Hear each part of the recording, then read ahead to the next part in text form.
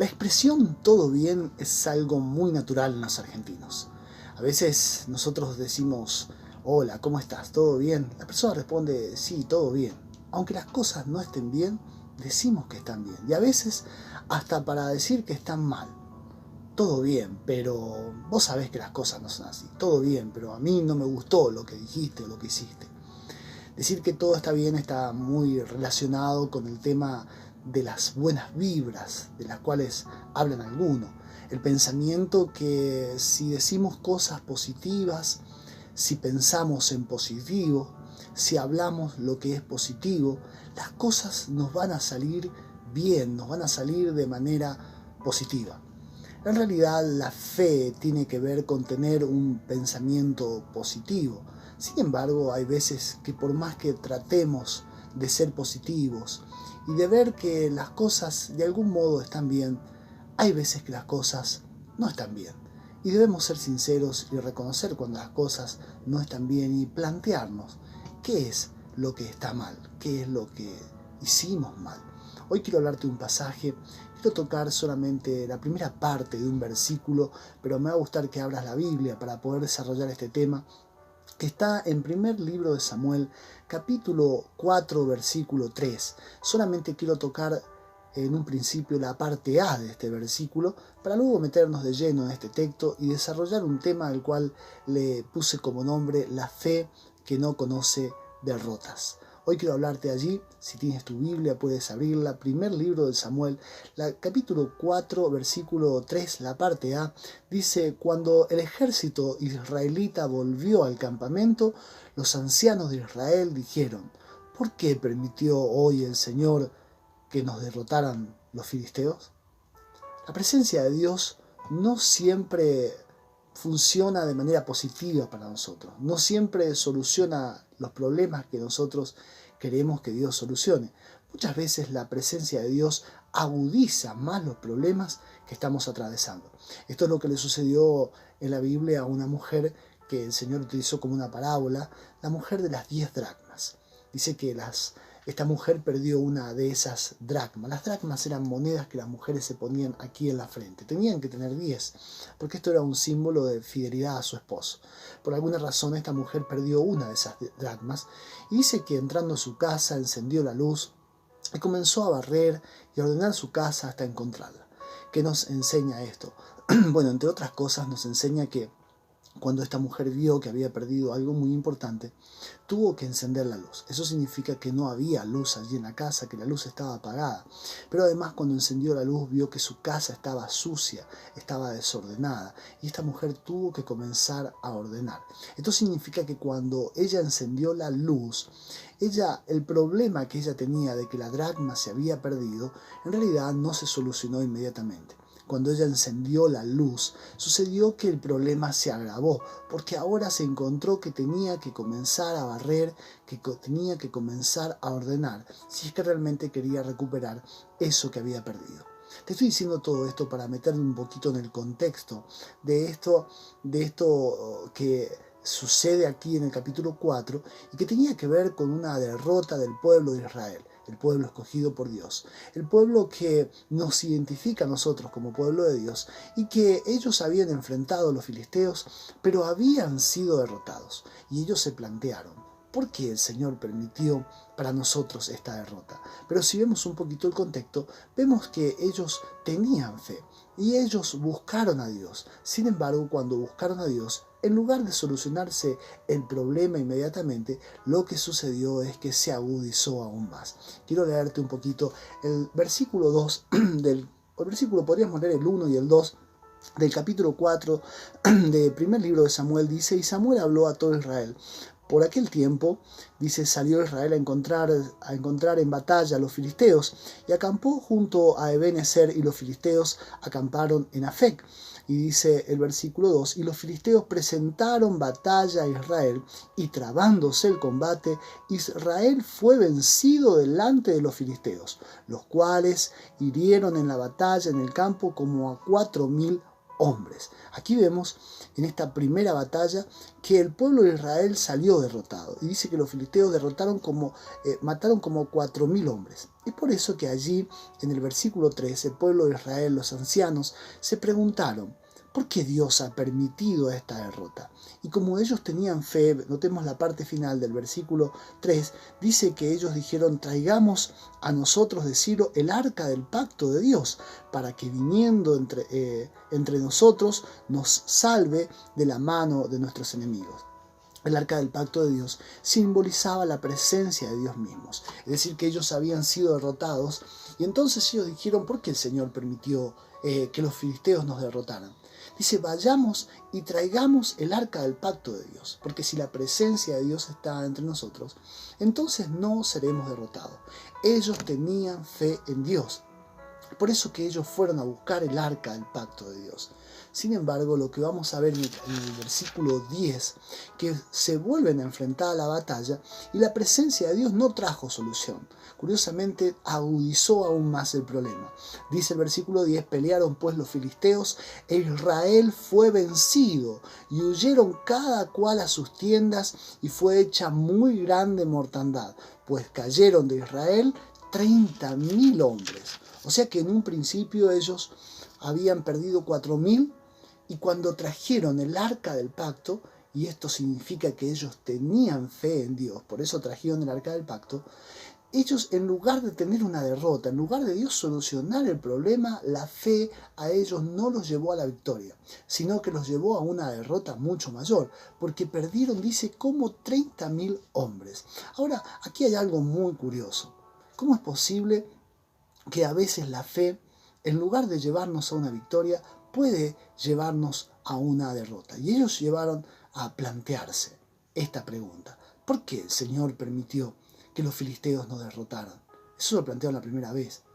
Hay una fe que puede conducirnos a la derrota. Hay mucha gente en el pueblo de Dios que tiene fe. Como tiene fe, asiste a una iglesia. Como tiene fe, ora. Y como tiene fe, lee la palabra de Dios. Y como tiene fe, hace estudios bíblicos. Y como tiene fe, hace muchas cosas que están vinculadas a una vida de fe. Sin embargo, viven en derrota. Y a veces no podemos decir que todo está bien, cuando en realidad las cosas no están bien.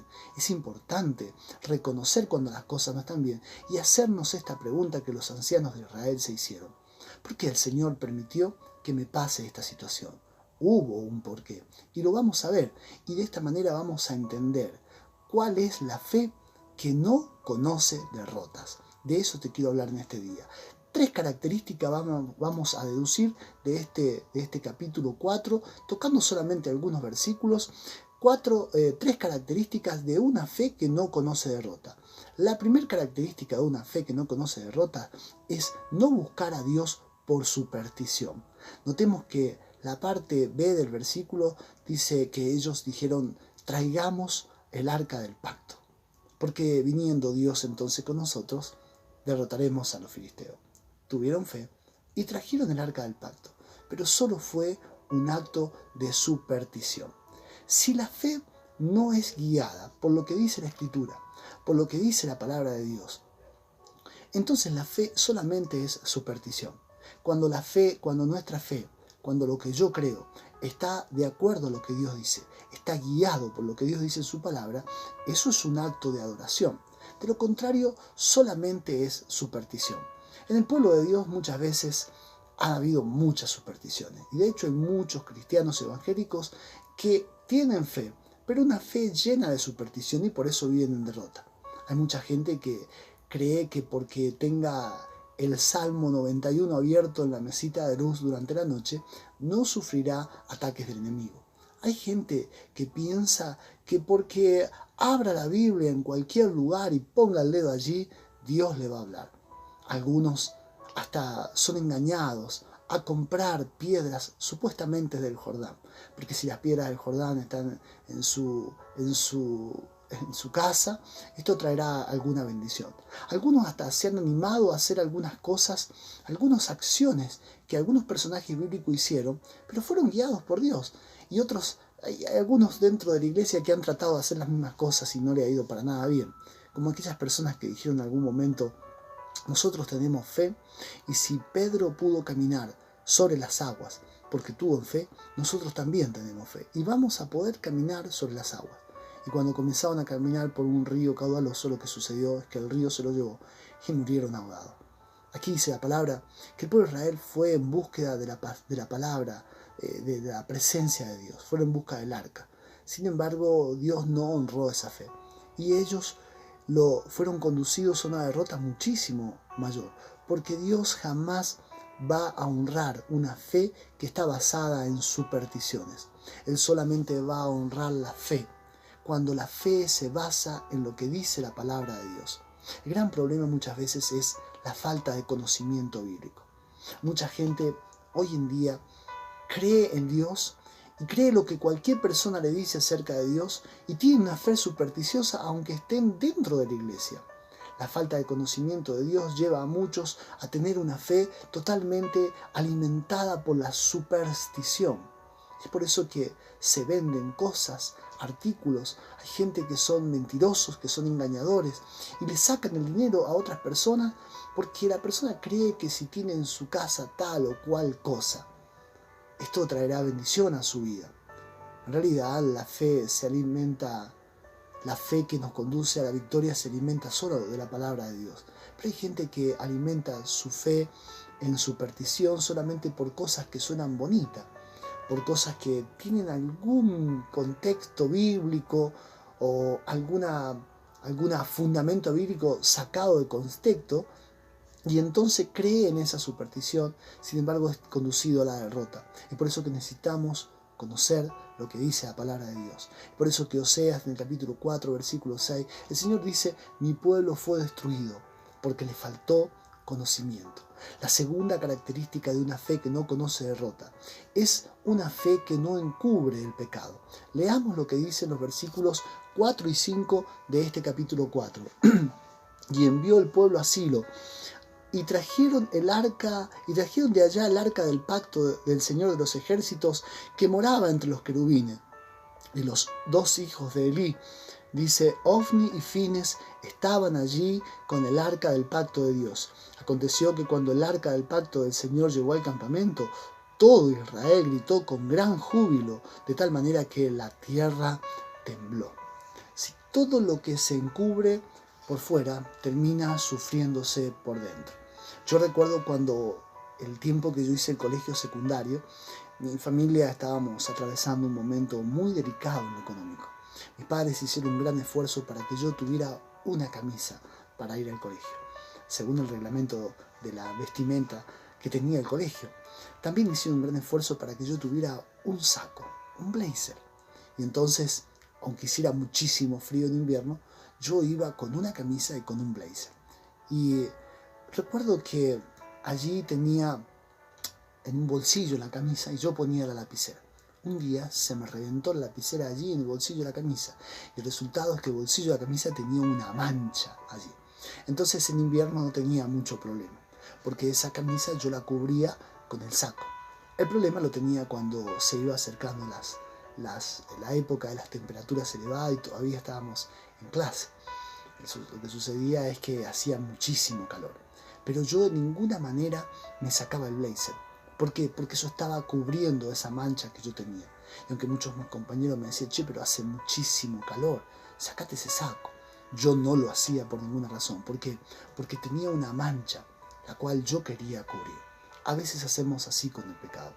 Cuando estamos en pecado, cuando hay una situación en nuestra vida, aunque tenemos fe, nos acercamos a Dios, pero tratamos de cubrir esa mancha. Tratamos de que, como si Dios no fuera a ver lo que está pasando en nuestra vida. Y nos preguntamos, ¿por qué el Señor permite que pase estas cosas? Pero a veces no somos tan sinceros con Dios, porque nos acercamos a Dios, pero estamos tratando de cubrir cosas, tratando de ocultar cosas a Dios. Y nos cubrimos con un saco de religiosidad. Esto es lo que hicieron Adán y Eva cuando cayeron en pecado. Dice que inmediatamente, en lugar de buscar a Dios arrepentido, ellos se cosieron delantales de hoja. Ellos trataron de cubrir su desnudez. Esto es lo que sucedió cuando el Señor se acercó a una higuera.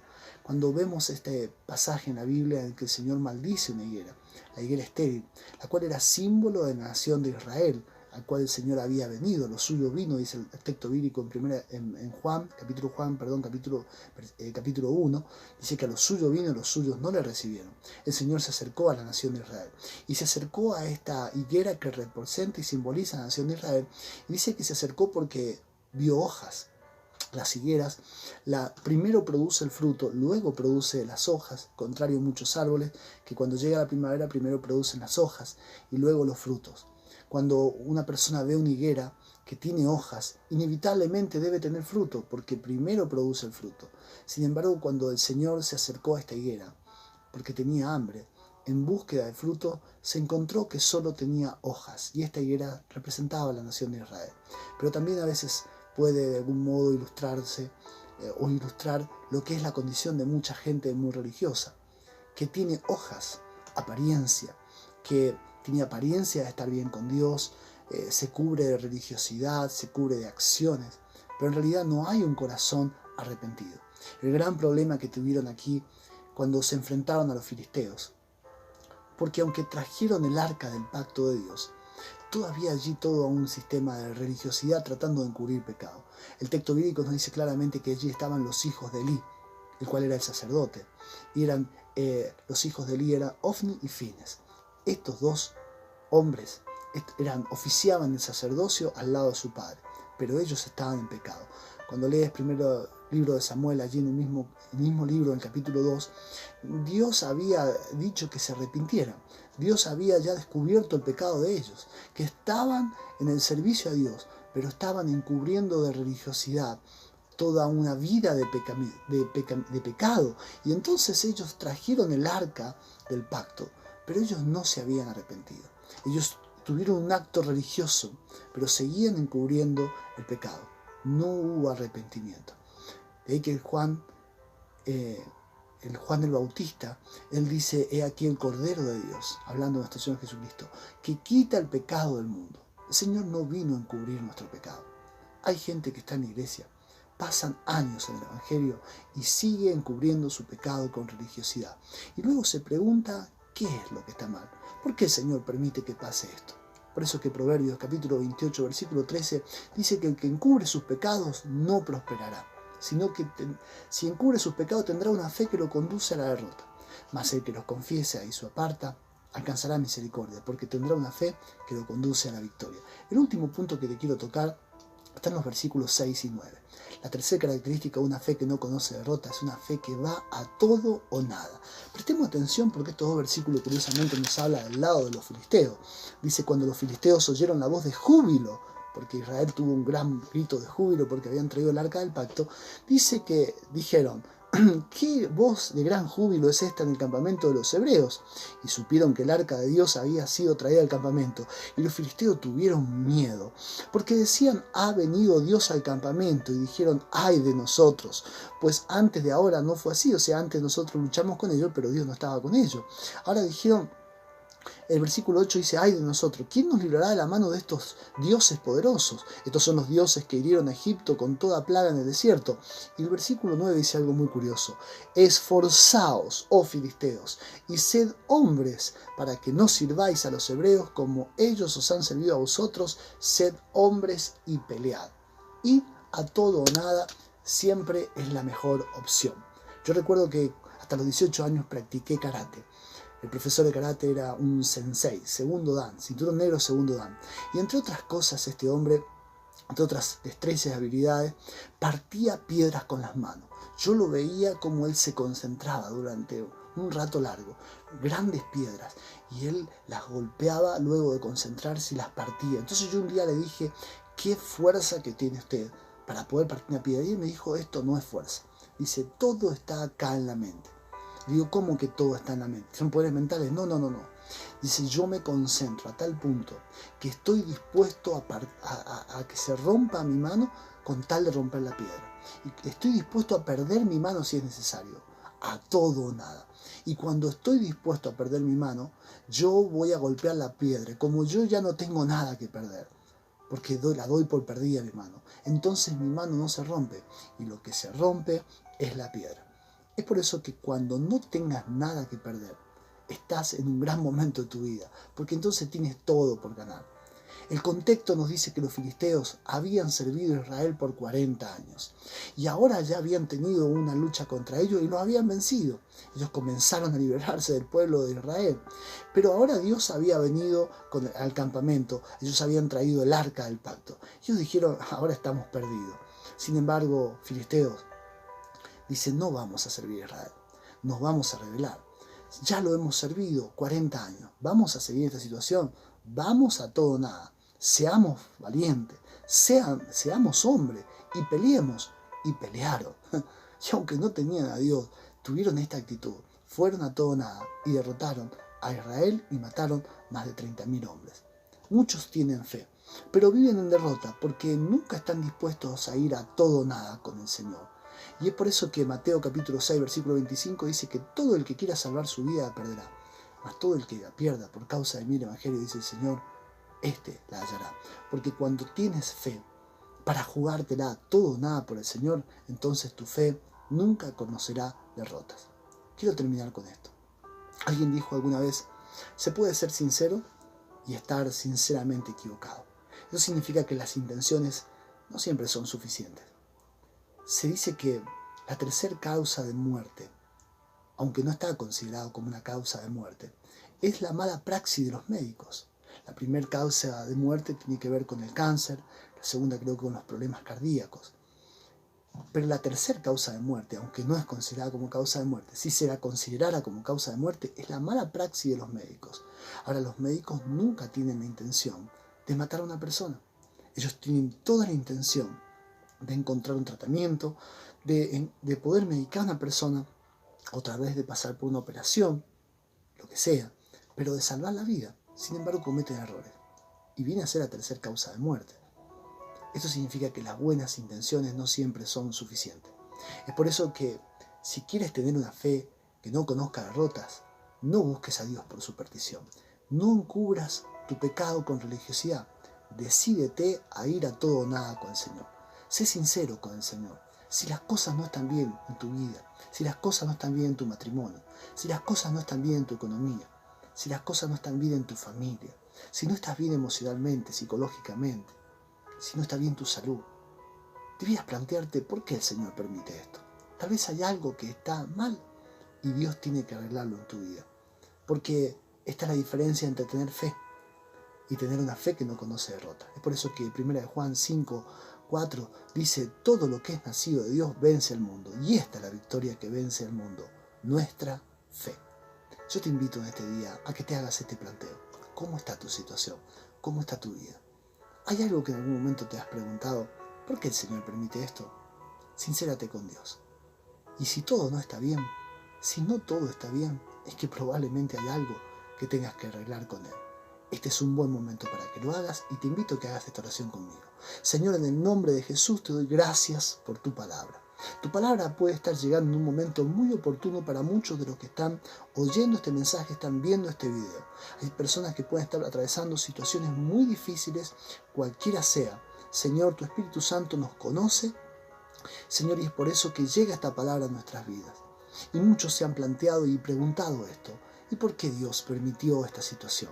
Señor, este fue el planteo del pueblo de Israel. Y hubo una respuesta. Señor Dios mío, muchas veces, aunque hemos tenido una fe que ha conocido derrotas, pero hoy tu palabra nos muestra que es posible tener una fe que no conoce derrotas, porque esa es la fe que honras y esa es la fe a través de la cual, Señor, nos conduces a la victoria. Yo envío esta palabra creyendo en el poder de tu palabra que hará la obra para la cual es enviada. En el nombre de Jesús, amén. Y amén. Si esta palabra ha sido bendición, te invito a que la compartas y te invito a que te suscribas a este canal porque de ese modo te llegarán las notificaciones de todo lo que estamos subiendo por esta plataforma. Que el Señor te bendiga.